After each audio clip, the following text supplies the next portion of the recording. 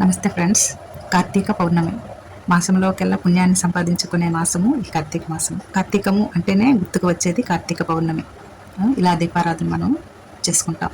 దీపము అంటే జ్ఞానము అని అర్థం. మంత్రంతో పని లేదు, బీజాక్షరము అవసరమే లేదు. దీపమే సద్గురువుల సాధకుడిని జ్ఞాన స్థితికి తీసుకెళ్తుంది. దీన్నే జ్ఞాన దీపము అంటాం కదండి. అలాగా దీపారాధన మనము చీకటి గదిలో ఎదురుగా కనిపిస్తున్న దీపాన్ని కళ్ళార్పకుండా చూస్తూ క్రమంగా ఆ కాంతి గది నిండా మది నిండా విస్తరిస్తున్న అనుభూతిని పొందుతాడు ఆ వ్యక్తి కదండి. ఈ దీపారాధనకు సూర్యోదయము సూర్యాస్తమయము ఎందుకు అనువైనవి అని చెప్తాం కదండి.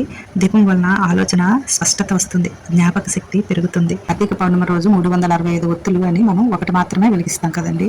అంటే 360 మొత్తం 720 ఒత్తుల్ని మనం వెలిగించాలండి. ఇలా వెలిగించడం వలన మాత్రమే మనకి ఆ ఫలితము దొక్కుతుందండి. ఈ రోజు చంద్రుడి నుండి అమృత కిరణాలు భూమిపైకి ప్రసరిస్తాయి. ఇంకా 5 గంటల సమయంలో తులసి చెట్టు దగ్గర మనం చక్కగా ఆవు పేడతో గాని పసుపుతో గాని అలికి పిండితో స్వస్తిక్, అలాగే శంఖము, చక్రము, ఓంకారము, అష్టదళ పద్మము వేసి వాటికి గంధము పుష్పాలతో అలంకరించుకొని ఆ మధ్యలో బియ్యం పిండితో కానీ గోధుమ పిండితో కానీ చేసిన ప్రమిదిని పెట్టి మన స్వయంగా మన చేతితో చేసిన ఒత్తులను మాత్రమే వేసుకొని అవినీతితో దీపాన్ని వెలిగించుకోవాలండి.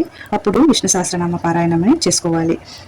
ఇంకా మనం నైవేద్యంగా అరటిపళ్ళు కానీ దానిమ్మ పళ్ళు కానీ జామ పండు కానీ ఉసిరికాయలు కూడా నైవేద్యంగా పెట్టుకోవచ్చండి.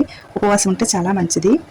ఇంకా మరలా ప్రదోష సమయంలో శివాలయానికి చేరుకొని నవగ్రహాలకు ప్రదక్షిణ చేసుకోవాలండి. శివాయ నమః అంటూ ప్రదక్షిణ చేసుకుంటే చాలా మంచిదండి. ఆ తర్వాత వీలుంటే విష్ణాలయంలో కూడా వెళ్ళి స్వామిని దర్శనం చేసుకొని ఆ రావి చెట్టు చుట్టూ నారాయణ నమః అంటూ ప్రదక్షిణ చేయాలండి.